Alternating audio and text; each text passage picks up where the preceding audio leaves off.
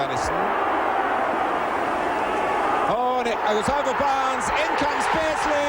Liverpool, who've had a splendid spell over the last 10 minutes or so, have crowned it with a goal. Good point, though, John, that you made about the sweeper. There will be difficulties in that department in England. Whether they will follow the sweeper system in the English First Division, I wonder about that. I would like to see it happen, but the question is whether the managers will have the courage to do so. Let's stand by now for the national anthem.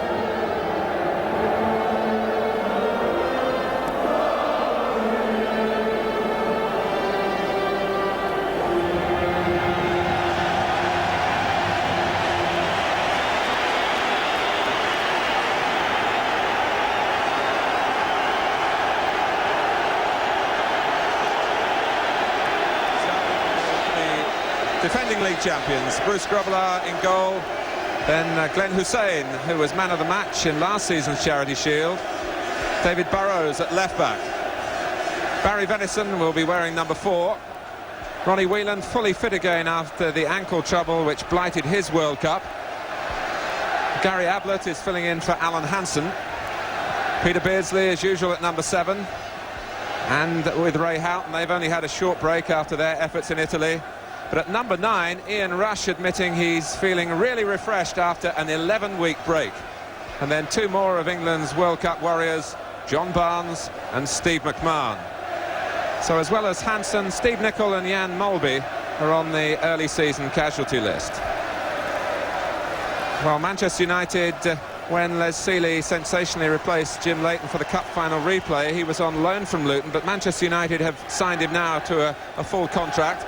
And he's selected again in front of Scotland's World Cup goalkeeper, Jim Leighton.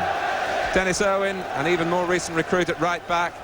Then Mal Donaghy, who'll play in the centre of defence, along with Steve Bruce. Michael Phelan will be in midfield today. And there will be a third centre-back, and that will be the number 6, Gary Pallister.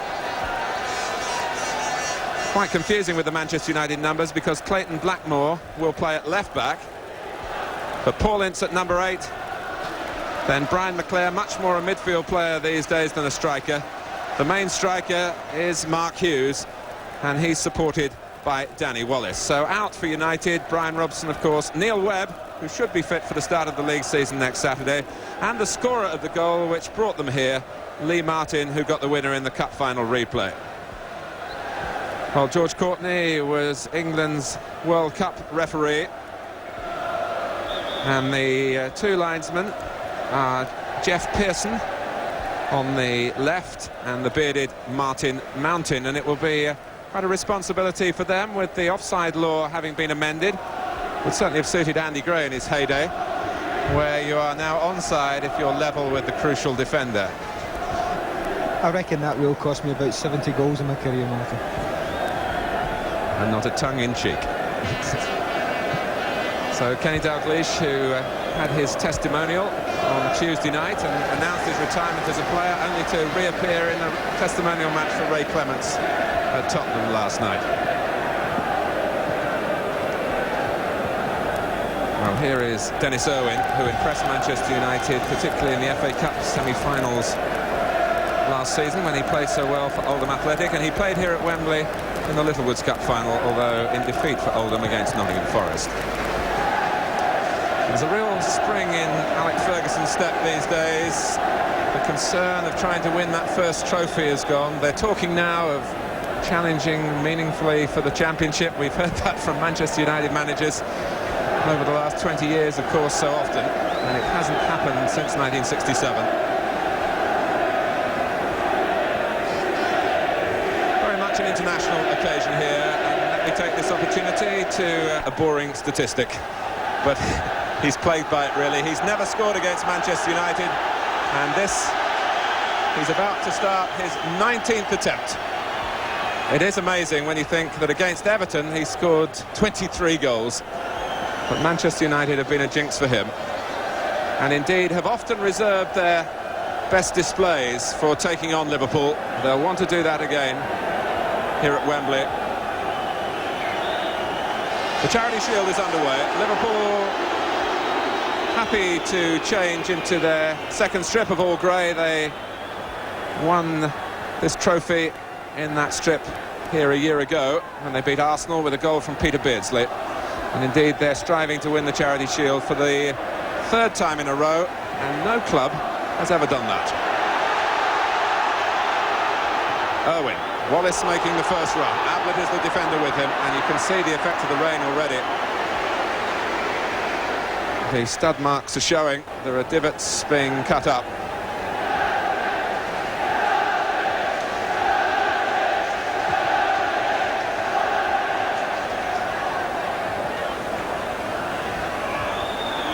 Rush.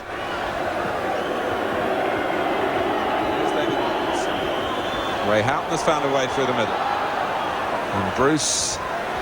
And then Donaghy almost getting in each other's way. But Manchester United now passing the ball with a bit more purpose, having looked somewhat tentative in clearing their own lines. And Leclerc trying to slip Hussein. Paulins given time to line it up. It's unusual for Liverpool to be slow to close him down. Owen's cross. Steered back by Venison.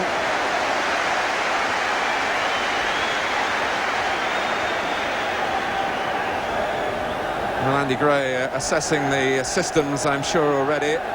Barry Venison clearly at right back for Liverpool, but he had a look at Manchester United against Rangers on Wednesday and their new style of playing. Yes, they do play that. The talk about sweeper is very interesting. They don't play sweeper in the usual way. They play more or less three centre-backs square. Mal Donaghy in that position today. He's not going to lie very deep, but what he does do is he plays up beside Gary Pallister and Steve Bruce, and it just gives him that extra bit of safety net just there in the middle of the park. And what we've seen already is it allows Clayton Blackmore and Dennis Irwin the freedom to get forward at every opportunity. But you were right, there's nothing new from Liverpool. 4-4-2, pass the ball around. In training, you know, they don't do too much more once they've got their stamina work underway pre-season than play five-a-sides, and it's often said that they apply those principles to the 11-a-side game. Pass and move, support, always give plenty of options for the man in possession, who at the moment is Glenn Hussein. Sounds simple when you put it like that, but everyone tries to emulate Liverpool and very, very few succeed. Venison. Peter Beardsley will be another of the players anxious to catch Graham Taylor's eye. Not only today, but in the opening league games as well. He took his tally of international caps to 45 during the World Cup, without ever really being totally sure of being picked for the next game.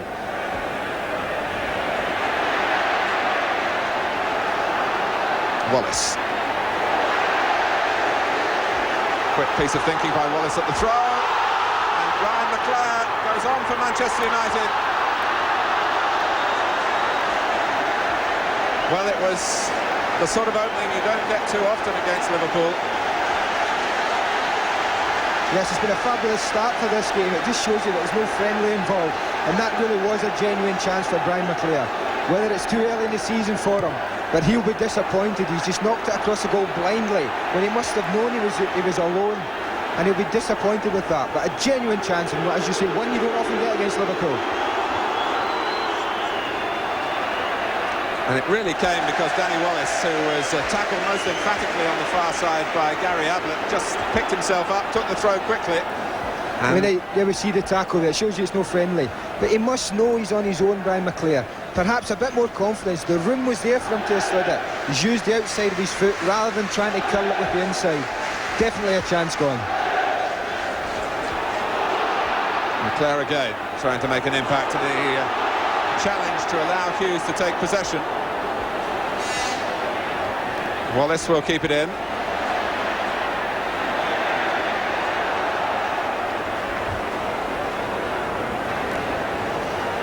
When Brian Leclerc first came south to Manchester from Scotland, his first season 31 goals, his second season 17 goals, last season 8 goals, and with the diminishing return The lack of confidence as well in those sort of circumstances.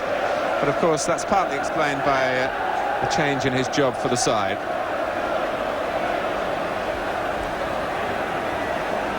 Ince, booted out by Venison, but not very effectively.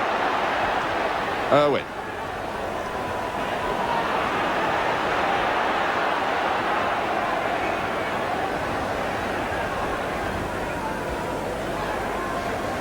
Whelan. Beardsley is offside. And I think that's the example we've just seen there. Beardsley getting caught offside, even though Manchester United are playing the sweeper system, so-called, but they are playing very square still.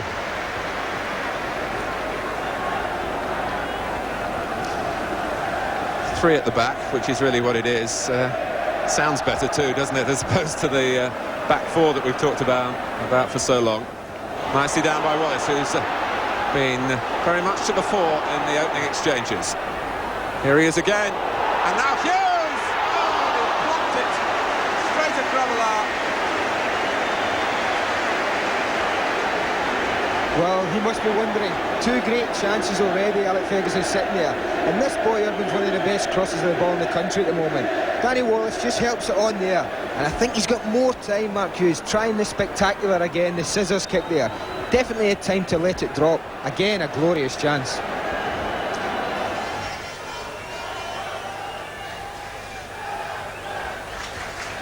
Donaghy. And he was tripped by Beardsley. Liverpool might just fancy nicking the ball there. Certainly both Rush and Beardsley went in with that in mind. Although it's very nice to see players confident enough like Mal Donaghy is there to bring the ball out like that. He is taking a chance against two of the best, what you call nickers of the ball from backmen in the game. That's Beardsley and Rush. And as he moved forward, his two compatriots at the back moved away from him as well, into wider positions.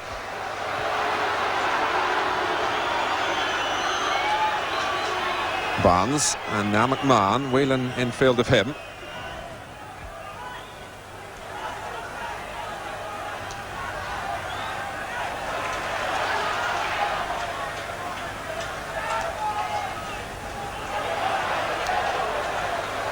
Burrows. 4 forward for Liverpool in this attack. Manchester United have plenty of cover on at the moment, but they can't stop McMahon shooting it. Ricocheted off Bruce, and Seeley can't prevent the corner.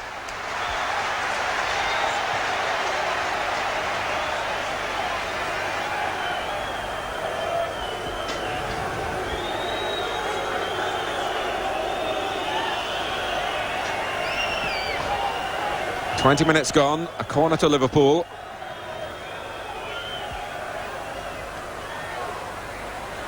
Whelan, aware of where McMahon was lurking, and that was beautifully delivered, and Blackmore took down Ronnie Whelan then in what was not exactly a goal-scoring opportunity, but it was certainly a goal-creating opportunity. It was a super ball, but it's something that's going to happen early in the season, I think, Martin. People are going to miss time tackles, passes are going to go astray. It was a superb ball that actually done Clayton Blackmore. Maybe George could have been a little bit kinder there, but he's set his stall like Josh Courtney. Now he's told everyone in the ground, any nonsense and they're going in the book. I'm the letter of the law, and that's it. A booking for Blackmore. Certainly a pat on the back for McMahon for a terrific pass, and Manchester United were in disarray had Blackmore really not committed the foul. Liverpool looking for full retribution now.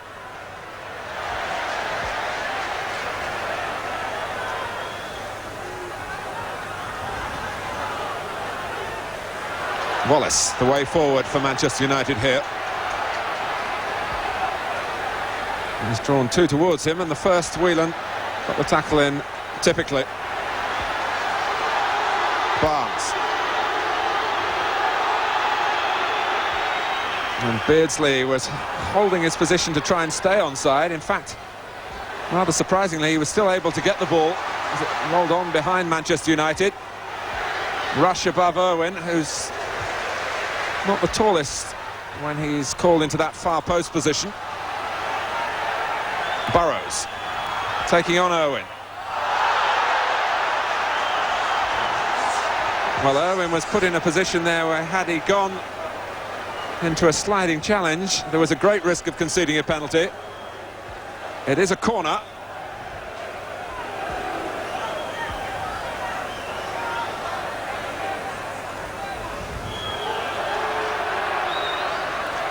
Barnes kept it in, but only for McClare.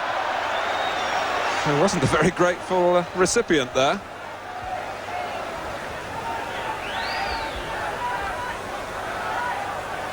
Beardsley. Well, after those two chances for Manchester United, we've seen much more of Liverpool as the first half develops here in the Charity Shield. Hussein.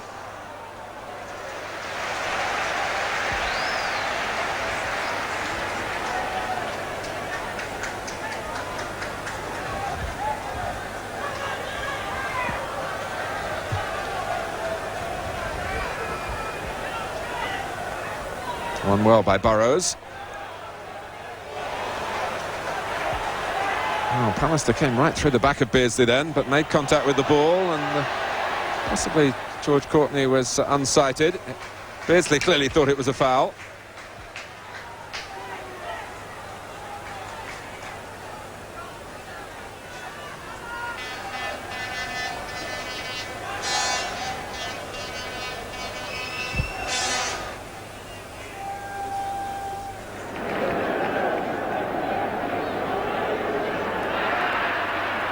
Robbins ready for action.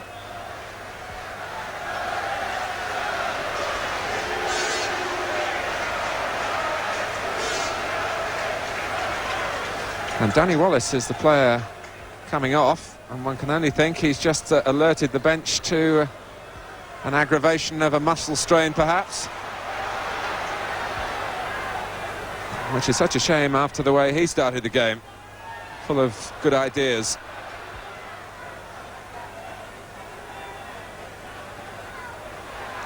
Hughes.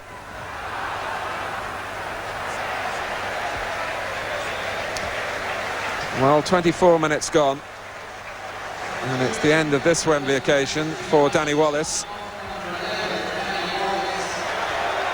But his misfortune,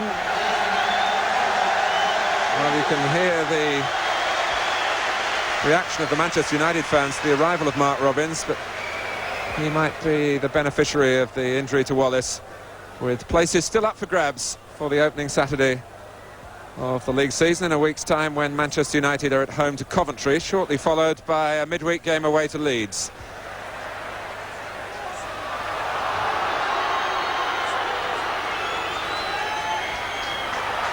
Beardsley, rush. Barnes trying to trick Pallister. He's done that, and then almost ran out of room. He didn't take it over the goal line, but in straining to prevent that happening, got no power into the cross.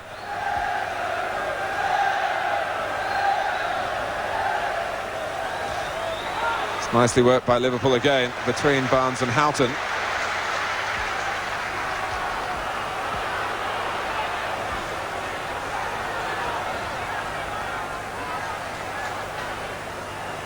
Blackmore. A couple of tough challenges from Whelan, typifying the rivalry that there is between these two big city clubs in the northwest. And Danny Wallace heading for the showers. Andy, I think it's fair to say that Alec Ferguson hasn't finalised his team for the opening game of the league season.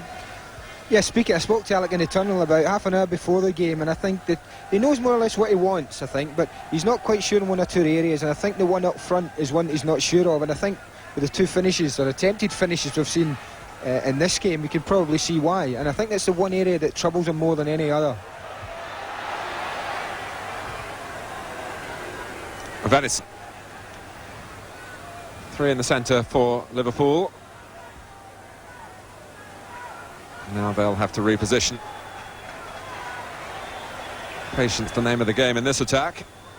It's a quality that Liverpool have never been short of. And Burrows got beyond McClare. Long leg from Pallister. Burrows again. Pallister again.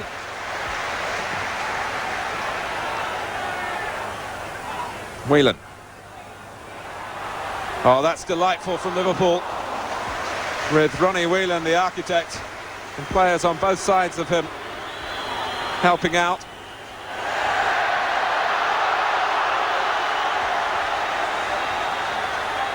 Clayton Blackmore wouldn't want to be a Wembley red card statistic, but remember, he's already got a yellow one against him. I think what that last move showed is, Martin, Liverpool at their very best, but it also showed the advantage of having the extra centre-half. Mal Donachie in a position there, all on his own, to just get the final ball.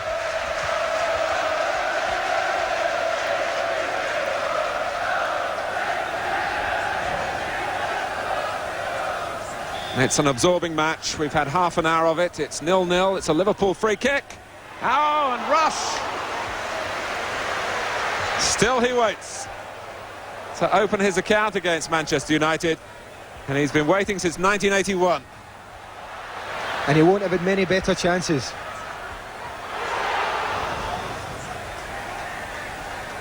The only thing I can think happened here, if you look at it very closely, it just clears somebody's head just in front of Ian Rush, and I'm sure he must have thought they were getting it, and it's a very late reaction from him. I think had he been convinced it was going to clear them, he'd have seen a different finish from him. Ince took that nicely, lost McMahon as he did it. McClare. Not so easy approaching half-time for Manchester United in midfield as it was in the opening 15 minutes. Everything being done under closer supervision by Liverpool now. And in improving in that respect. It might be a slightly easier half-time team talk for Kenny Dalglish than it could have been if United had taken those early chances. I think if he's got a criticism, Dalglish at half-time, will be that they haven't created really enough up front, I think. Never really threatened Les Sealy so far, and that'll be his one concern, and I do feel that we may see Ronnie Rosenthal on very shortly or at half-time. Touched off by Hughes, collected here by Phelan. Three in the centre for Manchester United. Hughes, and touched in by Blackmore. Clayton Blackmore for Manchester United. And the manager knows how close to half-time it was. Well, it's a great little ball in. Michael Phelan does well, and it shows you once again, you give licence to full-backs with three at the back to get in there. And who's the one? It's the left-back, Clayton Blackmore. Fergie will be very, very pleased with that. It's great to see when something comes off from a manager. He makes a decision to play certainly, and it comes off. Well, one Welshman went for it at the near post, Mark Hughes, who had really instigated the move with, as you were saying, Andy, a first-time layoff out to Phelan. But it went beyond Hughes to the other Welshman, Clayton Blackmore, and the ball really only had to hit his foot to go into the empty net. And just as we were going to pay tribute really to the recovery powers of Liverpool after an awkward first 15 minutes, they do indeed go in a goal down. Next week, World Soccer goes across the channel to Belgium and the local equivalent of the Charity Shield, the Belgium Super Cup, between league champions Club Brugge and cup holders FC Liège. Two Aussies make history. Sharpshooters Frank Farina and Eddie Krunčević are on opposite sides as they both strive to outdo each other in the wake of having both finished as top Belgian scorers in consecutive seasons. That's Club Brugge versus FC Liège next week on World Soccer. A substitute in the FA Cup final last May, but playing today because Lee Martin, who won the cup with the goal in the replay against Crystal Palace, has a back problem. And certainly Blackmore has done his chances of staying in the side of power of good with the goal, although debited to him, of course, the yellow card earlier in the half. An eventful 45 minutes at Wembley for the Manchester United number 7. It's been a big number on that particular red shirt, really, since Brian Robson came.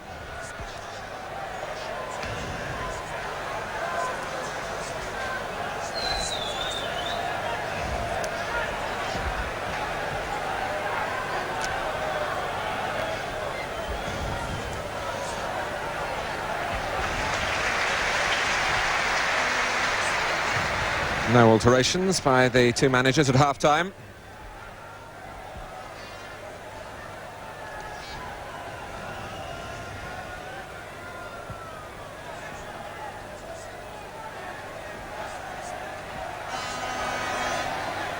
Brian Robson very anxious to get a good view of the second half. He'd take great pride in a Manchester United win over Liverpool, whether he's playing or not.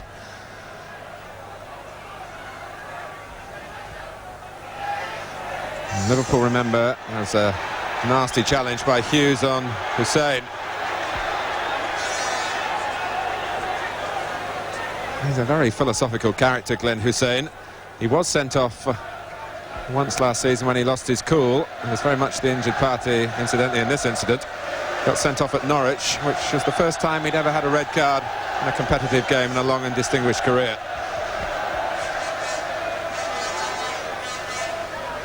He's coming in now, behind Barnes.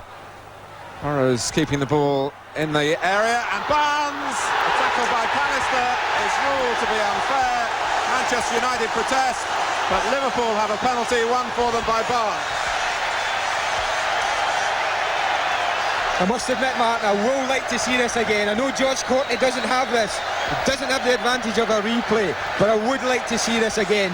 Manchester United players look incensed at this decision. We don't get a good view from this angle. Well, I'm glad I wasn't the referee. I think John Barnes has made a little bit more of that. But the referees say it was a penalty. You don't argue with him. I think Gary Pallister will feel a little bit unfortunate. He didn't get the ball, I didn't think, but I don't think he took John Barnes either. Leading the protests, Paul Ince, a yellow card for him. It was a difficult angle for Pallister to make the tackle, but with those long legs, he would claim that he got to the ball first. Barnes scored a penalty against Manchester United in the last league game between the two sides, but against a different goalkeeper. Is this the equaliser? It is!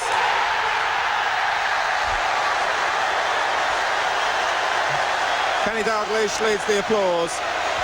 Les Seeley could do nothing about it. Liverpool flags wave. It's always a danger, isn't it, when you have a player like John Barnes who's in and around the box like that. He sticks this away absolutely brilliantly. Super penalty. But when you have a player like that, it's always difficult to lunge in after him, Martin. And Gary Pallister would know that, and you're always going to take a chance of giving away a penalty. But I must admit, I'm still not 100% convinced. John Barnes was Liverpool's leading scorer last season, with 28 in all competitions, and he's quickly off the mark. This game is included in the records which you see published in the newspapers and the official statistics. So one for Barnes, one for Liverpool, and 1-1 in a terrific Charity Shield.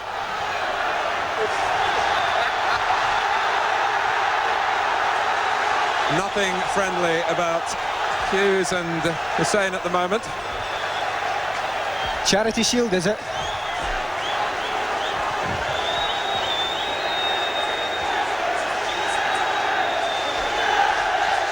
This is another view, more akin perhaps to George Courtney's.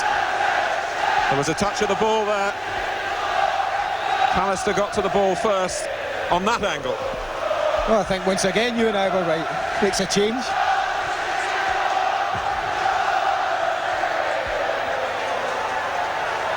Houghton.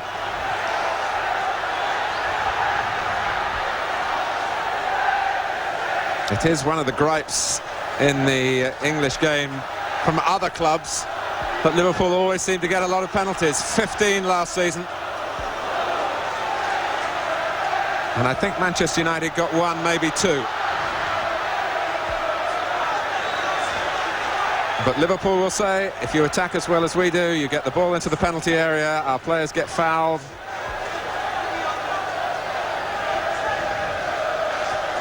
A major talking point at the start of the season.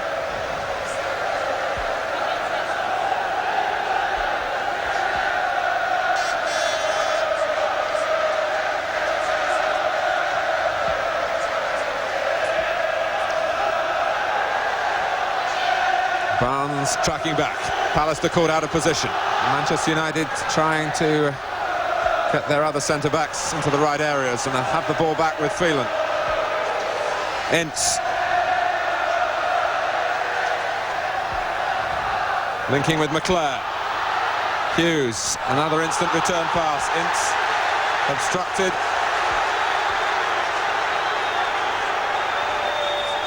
What the pros would call blocking off the run.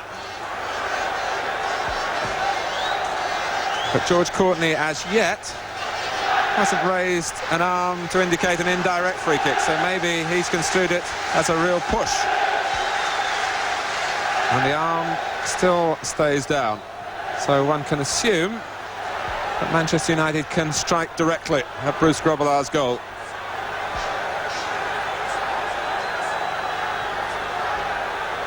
But it's just touched off for Blackmore. And Grobbelaar beats those trying to pick up the crumbs, Hughes and Robbins. Nearly number 2 for Clayton Blackmore.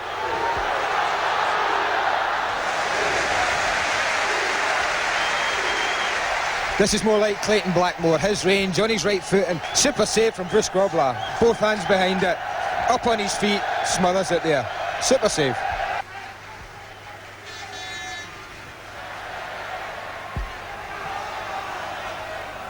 Phelan.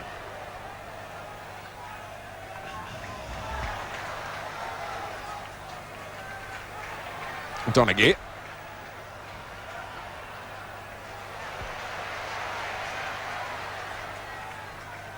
"20 minutes left. Manchester United 1-1 with Liverpool. And looking up and seeing some disciplined defending going on by Liverpool as a unit. Everyone playing their part, either by marking or chasing or harrowing or trying to tackle. As Blackmore!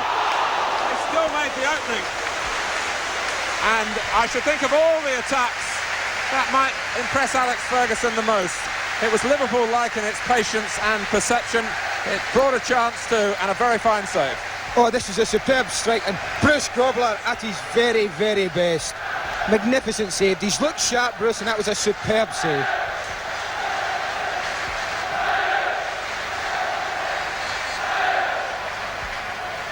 Pallister jostling for a position at the near post. And Barnes was one of those standing his ground.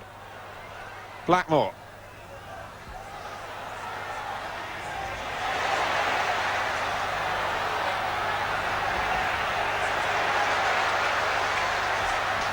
Blackmore again. Well, it must be something to do with that number 7 shirt, I think, when United beat Liverpool here in 1983. 2 goals from Brian Robson wearing number 7 then. Here's John Barnes. Liverpool still having their say. That's brilliant work. And to the relief of Manchester United, nothing at the end of it for Liverpool. There was no lunge though, and the risk of conceding a second penalty. They daren't take that chance at the back. Oh, this is, I think, why not only Trevor Francis, but I agree totally. This is why he should play up front. This is why he should play in and around the box. Absolutely superb. So dangerous. He just flicks it inside here. Steve Bruce knows that if he puts a leg out, he's got to pull back. It's Mal Donaghy actually, but it's just a bad finish. But superb skill from the lad. McClare's taken up a good position, found by Blackmore. Gets the run of the ball against Houghton, and Grobbelaar, I think, expected it to come at him a little bit quicker, and was up perhaps a little early, but made the save nonetheless. It's a good run from Brian McClare. It came from right side to left, cut inside. I think Bruce was just fooled. Bruce Grobbelaar just fooled by the pace of the ball.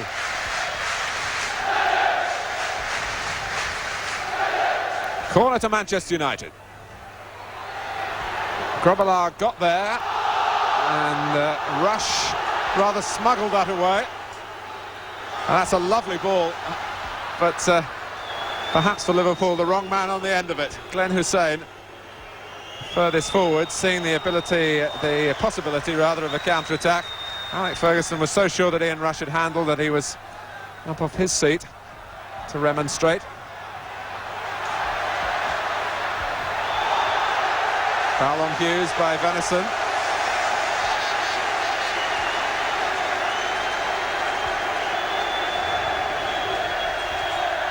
I don't think Glenn Hussein's come up against many Mark Hugheses in his career. I know he's well travelled, Martin, but he really is a one-off, Mark Hughes. Good spell this for Manchester United. Finding a second wind.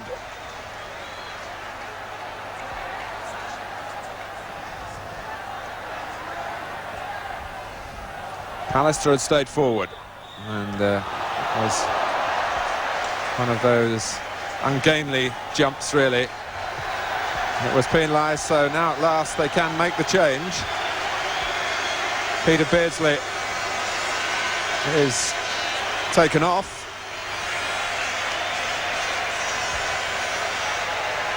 For the Israeli international.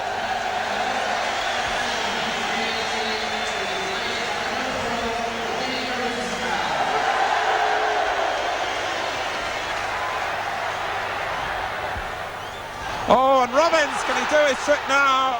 He might yet. But he hasn't. And I think Alex Ferguson would have backed him, but he'd have lost. It's one of the few times that Dennis Irwin got down the right, but it's a great tackle from Barry Venison there. He really does tremendously well. Where he's got options where he could lay it back there, he decides to go his own little goal scorers and screws it wide. Yes, he wasn't going to touch it off to Brian McClare, was he? Certainly wasn't. And it has been an engaging match, and I think in the end, the right result. Both sides had their spells where they exerted some control. And perhaps Manchester United will feel the more disappointed because they were in front, and then after Clayton Blackmore's goal, they fiercely contested the penalty that brought Liverpool the equaliser. And I think with the benefit of our multi-camera coverage here, we might have proved their case, really. But Liverpool took full advantage of it. And it's 1-1 at the end, with John Barnes having delivered the perfect penalty past Les Sealey.